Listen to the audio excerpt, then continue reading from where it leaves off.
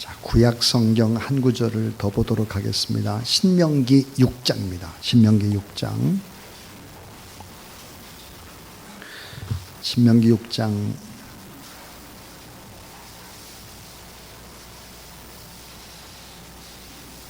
10절부터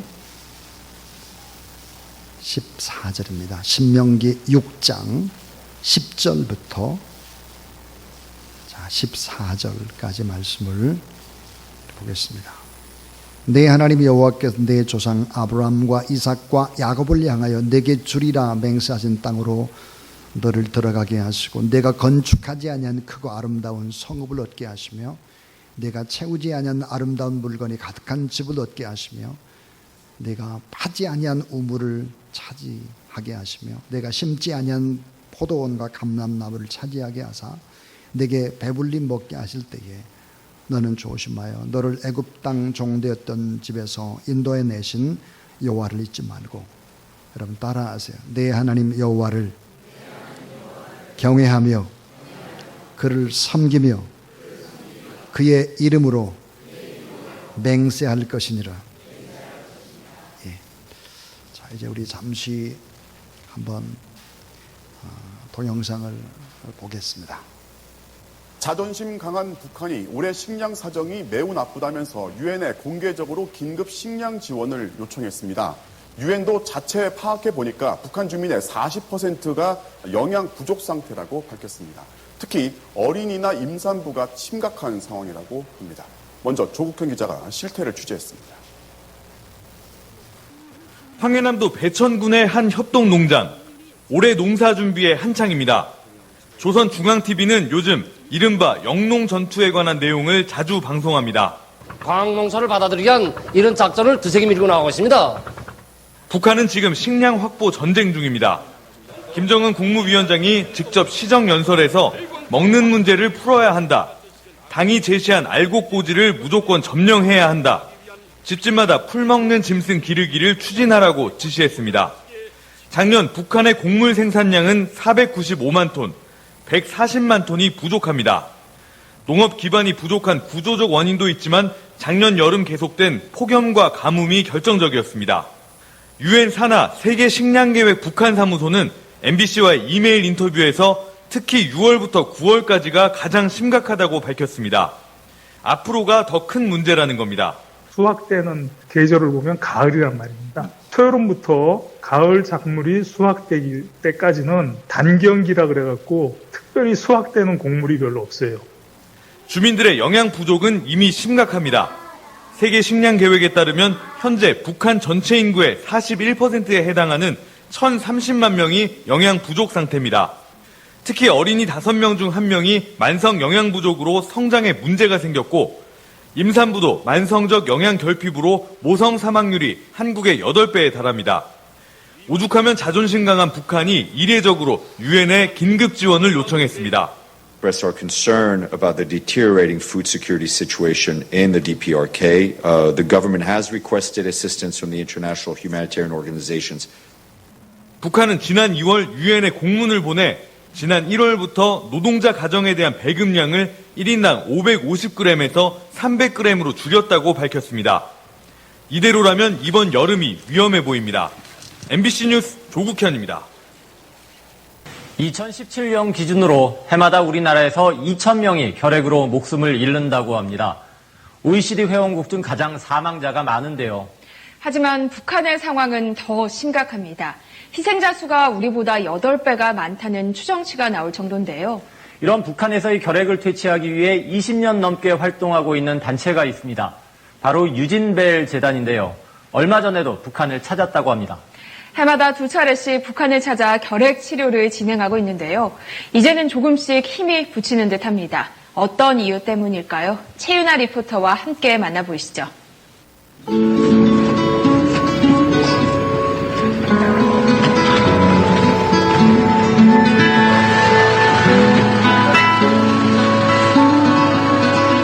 북한 주민들이 반기는 이들은 바로 의료진들입니다.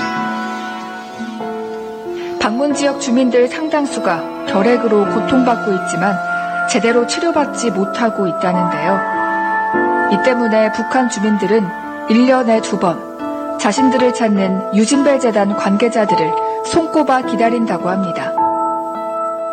북한의 결핵 환자 돕기에 나선 지도 벌써 20년이 넘었는데요.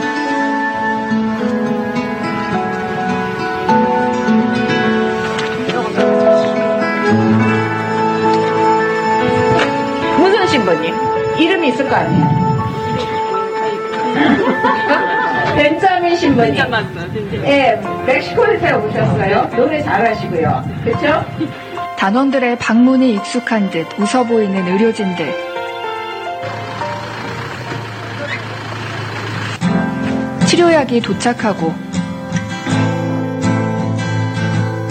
신규 환자 등록을 위한 결핵 진단 검사도 진행됩니다.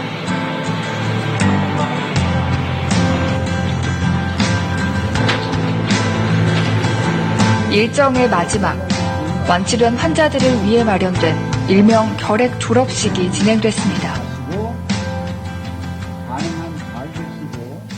처음엔 정말 제가 살아날 가망이 없다고 생각했는데 이 약을 쓰면서부터 제가 이렇게 다시 걷기 시작하고 생활도 이전처럼 할 수 있게 된 데 대해서 정말 감사를 드립니다. 결핵을 완치하고 졸업식에서 환하게 웃는 환자들의 모습은 해마다 어렵게 북한을 찾는 의료진들에게 힘이 됩니다.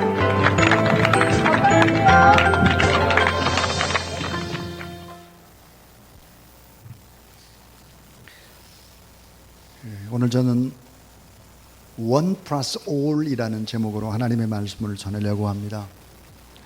왜 이 영상을 봤을까?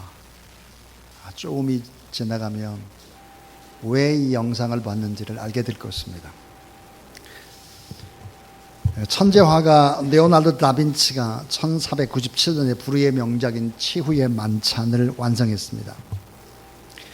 그는 예수님과 12제자의 면면을 아주 꼼꼼하게 그렸는데 특별히 예수님의 얼굴을 어떻게 그릴까? 또 예수님을 배반한 가롯 유다의 얼굴을 어떻게 그릴까? 아주 난감했다고 하죠. 그는 오랫동안 고수받은 중에 밀라노의 한 성당 성가대에서 거룩하면서도 고결하게 찬양을 하는 한 젊은이를 보았습니다. 다빈치는 그 자리에서 그 청년을 모델로 삼아서 예수 그리스도의 모습을 그려 넣었습니다. 하지만 작품을 시작한 지 2년이 넘게 흘렀으나 정작 가롯 유다의 모델을 찾지를 못했습니다. 동분서주하고 있었는데 그러던 어느 날 어스름한 저녁 다빈치는 한 청년을 우연찮게 만납니다. 그는 매우 추해 보였고 눈은 교활하고 야비한 눈빛이었습니다. 다빈치는 그 청년에게 모델이 되어줄 것을 요청했죠. 청년은 많은 돈을 요구했습니다. 다빈치는 즉시 그 청년의 요구대로 많은 돈을 건네고 그 모델로 가롯 유다를 그려 넣었습니다. 그런데 다빈치는 며칠 동안 이 청년과 함께 가롯 유다의 모습의 그림을 그리면서 이상한 흔적들을 발견했습니다. 그것은 예전에 언젠가 꼭 봤던 젊은이 같았습니다. 다빈치는 청년에게 조심스러운 어조로 이렇게 말했습니다. 혹시 자네 2년 전에 밀라노 성당의 성가대에서 찬양한 적이 없는가? 이렇게 물었습니다. 그 청년은 매우 당혹스러워하면서 아니 그걸 어떻게 하셨습니까 선생님이? 이렇게 했습니다. 가롯 유다의 모델로 삼은 이 청년은 다빈치가 2년 전 밀라노 성당에서 예수 그리스도의 모델로 삼았던 바로 그 청년이었습니다. 예수와 가롯 유다는 같은 한 사람이었다는 것이죠. 모델이. 이 예화 속에서 우리가 꼭 기억해야 될 것이 있습니다. 2년 전에 성스럽게 그렇게 하나님을 찬양하던 이 청년이 어떻게 2년 후에 가롯 유다와 같은 모습으로 추하게 변했을까 하는 것입니다. 자, 왜 이렇게 타락하고 왜 이렇게 변질이 될까 하는 것이죠. 그 이유는 뭘까? 왜 상황에 따라 사람은 바뀔까? 왜 기분과 감정에 따라 바뀌나? 왜 돈이 많이 벌리고 세상의 근심, 걱정, 염려가 사라지게 되면 왜 그렇게 점점점 나쁜 길로 가게 될까 하는 것입니다. 그 변질의 이유가 뭐겠습니까? 오늘 우리도 변질 가능성이 있는 사람들이죠. 자, 변질될 수밖에 없는 그 이유는 뭘까? 그것은 바로 절대가 없기 때문입니다. 절대로 타협할 수 없는 완전한 절대. 그런데 그 완전한 절대가 북한이 생각하는 그런 절대면 안 되는 것이지요. 김일성이나 김정은이나 또 김정일 이런 절대가 아니라 공산주의 허구의 절대가 아니라 거룩한 절대가 있어야 된다 하는 것입니다. 절대가치의 기준, 분명한 절대선과 절대 행동의 진리가 없으면 일그러지는 것입니다. 세상이 두 쪽이 나도 이 길을 나는 간다. 난 절대로 변하지 않는다. 박해를 받아도 이 길만 간다. 그 길이 좁고 그 문이 협착하다고 할지라도 나는 이 길을 간다. 많은 사람들이 넓은 길로 가지만 하나님께서 원하는 일이 아니라면 나는 절대로 넓은 길로 가지 않고 좁은 길로 간다. 이런 절대가 있어야 되는 것이죠. 절대. 프란스 셰퍼라고 하는 유명한 지성이죠. 그런 이런 말을 했습니다. 현대인은 불행하다. 왜냐하면 절대가 없기 때문이다 그랬습니다. 절대 진리, 절대로 양보할 수 없는 진리, 절대선, 절대가 있어야 절대가 없고 기준이 없고 그렇기 때문에 흔들리고 상대화시키기 때문에 넘어지고 자빠지고 흔들리고 방황하고 허무 속에 흐느적거리다가 몹시 외롭게 되는 것이죠. 우리가 어떻게 살아야 되나? 이 절대입니다. 절대. 이 절대를 우리가 찾아야 되거든요. 절대. 이 절대가 오늘 본문에 나옵니다. 절대. 이 절대 하나를 붙들게 되면 나머지는 모두 다 덤으로 그냥 주는 겁니다. 덤으로. 얼마 전에 올림픽 공원을 걷다가 24시간 편의점에 들어간 적이 있습니다. 음료수 한 병을 들고 계산대로 갔는데 점원이 내가 고른 음료수의 바코드를 찍더니 계산대에서 나와서 똑같은 돈을 한 개 더 줬습니다. 음료수 한 개만 값을 지불했는데 하나를 더 받은 거죠. 1+1 행사를 하고 있었습니다. 한 개를 선택하면 한 개를 더 주는 것이죠. 성경은 하나를 선택하면 모든 것을 준다 이렇게 얘기를 하고 있습니다. 성경에 보니까 솔로몬은 하나님 앞에 1천 번제를 드립니다. 예배를 드리죠. 그런 예배를 선택했습니다. 그리고 하나님께 주시는 지혜를 달라고 고백했고, 그리고 백성들을 잘 통치하고 싶다는 꿈을 가졌습니다. 그때 하나님께서 지혜만 주신 것이 아니죠. 돈도 주고 명예도 주고 장수, 지식, 지혜, 다시 말하면 부귀 영화를 다 덤으로 준 것입니다. 그 하나를 선택해야 합니다. 그 하나가 잘못된 절대가 아니라 올바른 진리의 절대, 그 일을 위해서 목숨을 걸면 나머지는 모두 다 그냥 덤으로 얻게 된다 하는 것입니다. 여러분, 예수 그리스도를 믿으면 99.9%도 아니라 100% 다 복을 받는다는 사실을 믿으십니까? 예수 그리스도를 믿으면 100%, 99.9%도 아니고 100% 다 복을 받고 살게 됩니다. 이렇게 말을 하면 어떤 성도들이 저에게 질문을 합니다.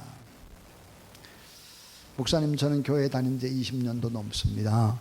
열심히 일하고 섬겼는데 왜 아직도 월세방에서 벗어나지 못하고, 왜 빚더미 속에서 빗속을 달리고, 왜 이렇게 지질이 궁상을 떨고 살까요?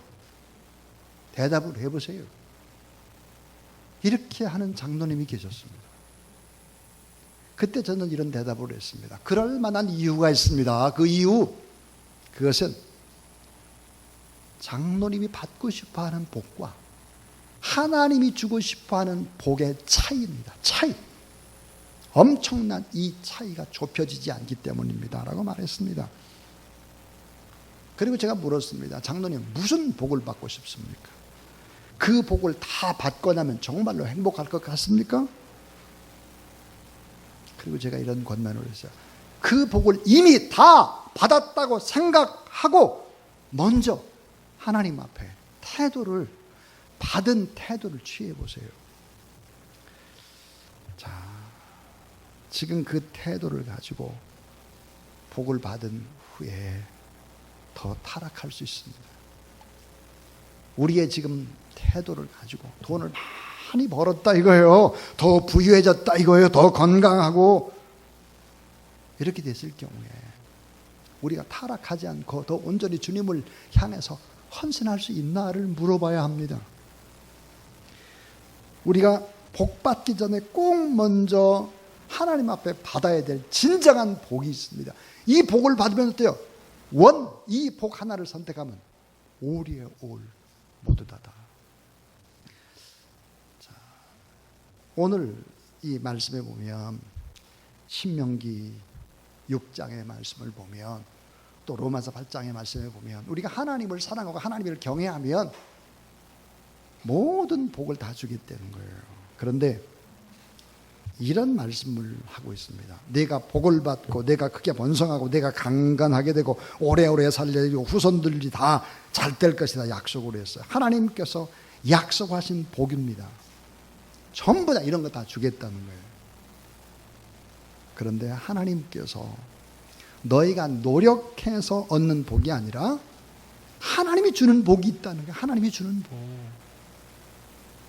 너희들이 노력해서 얻을 수 있는 복이 아니라 하나님께서 약속하신 복을 미리 말씀을 하십니다. 우리가 하지 않고 하나님이 하시는 축복, 그 네 가지예요. 네 가지. 그게 뭘까? 신명기 6장 10절에 보니까 따라하세요. 내가 건축하지 아니한. 자, 내가 건축하지 아니한 그랬어요. 내가 건축하지 아니한 크고 아름다운 성읍을 얻게 될 것이다. 우리는 뭐야? 내가 노력해서 건축을 하려고 그래요. 근데 하나님은 어때? 내가 건축하지 아니한 크고 아름다운 성읍을 얻게 된다 그랬어요. 또 하나, 내가 채우지 아니한 그랬어요. 내가 채우지 아니한. 신명기 6장 11절에 아름다운 물건이 집에 가득 얻게 된다. 가득 차게 될 것이다 그랬어요. 내가 채우려고 그렇게 노력을 해도 안 될 텐데 내가 채워주겠다는 거예요. 또 하나 따라하세요. 내가 파지 아니한. 내가 파지 아니한 우물을 먹게 되고 행복한 공동체가 될 것이다. 팔레스타인 지방에서 우물이라고 하는 것은 생명이죠. 그 우물을 중심으로 사람들이 행복하게 모여서 하는 거예요. 그러니까 내가 파지 아니한, 네가 땀 흘리고 고생하고 그렇게 하지 않은 우물을 주겠다는 거예요. 또 따라하세요. 내가 심지 아니한. 내가 심지 아니하는 포도원과 감람나무. 포도가 상징하는 게 뭐예요? 기쁨이에요. 감람나무가 상징하는 게 뭐예요? 기쁨과 번영 속에서 만족하고, 그러니까 이걸 누리면서 나누고 그렇게 하게 될 것이다. 내가 건축하지 아니한, 그렇게 땀 흘리고 고생하고 이것이 최고라고 생각하고 건축하고, 내가 채우지 않은 집에 뭐 명품 막 이런 거를 채우려고 하고, 내가 파지 아니한, 내가 심지 아니한, 자, 이런 거 다 해주겠다는 거예요. 그런데 조건이 있는 것입니다. 조건. 그 조건이 뭐겠나 하는 거예요. 조건이. 오늘 신명기 6장 우리 2절에 보면 곧 너와 내 아들과 내 자손들이 평생에 내 하나님 여호와를 경외하며 그랬어요. 하나님 아버지를 경외하라. 하나님 아버지를 경외해. 그 다음에 또 뭐라고 말하냐? 너는 마음을 다하고 뜻을 다하고 힘을 다해서 내 하나님 여호와를 사랑하라. 마음을 다하고 뜻을 다하고 힘을 다해서 하나님을 사랑하라. 하나님을 경외하라 이거예요. 근데 더 나아가서 적용이 뭐냐? 자, 내가 내게 명하는 이 말씀을 넌 마음에 새기고 자녀들에게 가르치며 집에 앉았을 때든지 길을 갈 때든 누워있을 때든지 일어날 때든지 이 말씀을 계속해서 강론하라 그랬습니다. 그러니까 자녀들에게 하나님의 말씀을 가르치라. 하나님의 사랑, 그 아름다운 사랑의 모습을 부모가 보이라는 것입니다. 삶으로 가르치라는 거예요. 이게 되면 나머지 내가 건축하지 아니한, 내가 채우지 아니한, 내가 파지 아니한, 내가 심지 아니한 이 모든 것, 네가 노력하지 않아도 이건 다 덤으로 주겠다. 덤으로. 참 여러분 중요한 이야기입니다. 중요한 이야기. 예배드릴 시간조차도 없이 바빠요. 하나님 앞에 기도할 시간도 없이 우리가 온 힘을 다해요. 건축하려고. 집에 뭔가 채우려고 온 힘을 다해서 파요. 또 파고 파요. 또 막 심어요. 하나님께서 이걸 원하는 것이 아니라는 거예요. 따라하세요. 우리를 사랑하시는 이로 말미암아 넉넉히 이기느니라. 우리를 사랑하시는 주님, 우리가 그 주님을 사랑하게 되면 주님이 어때요? 로마서 8장에 그 사랑 때문에 넉넉히 다 이긴다고 얘기하고 있어요. 잘 때도록 하나님이 채우시겠다는 것입니다. 자, 마태복음 6장 33절의 말씀. 너희는 먼저 그의 나라와 그의 의를 구하라. 그러면 이 모든 것을 너에게 더하시리라고 했습니다. 우리가 하나님 앞에 정말 먼저 바로 서서 하나님을 사랑하라. 마음과 뜻과 우리의 목숨을 다해서 하나님을 사랑하고 그 사랑을 자녀들에게 가르치고 그리고 삶의 모습을 자녀들에게 보이고 그렇게 하게 되면 나머지 모두 다 덤으로 주는 거예요. 그런데 우리는 거꾸로 할 때가 있습니다. 원을 선택해야 되는데 원 플러스 올인데 덤만 달라고 그래요. 돈 주세요. 건강 주세요. 자녀 잘 되게 해주세요. 좋은 집에 살게 해주세요. 막 이런 거 있잖아요. 이 덤만 좋아하는 거예요. 그 덤을 얻었다고 해봐요. 얻었다고 할지라도 불행하게 되는 것이지요. 그러니까 하나님께서 먼저 원하는 것이 뭐겠나? 절대가 있느냐의 절대. 공산주의라는 허구의 절대가 아닙니다. 정말 나는 이 일을 위해서 내게 어떤 어려움이 와도 나는 하나님만 사랑하고 하나님만 섬기고 그렇게 살리라 하는 절대.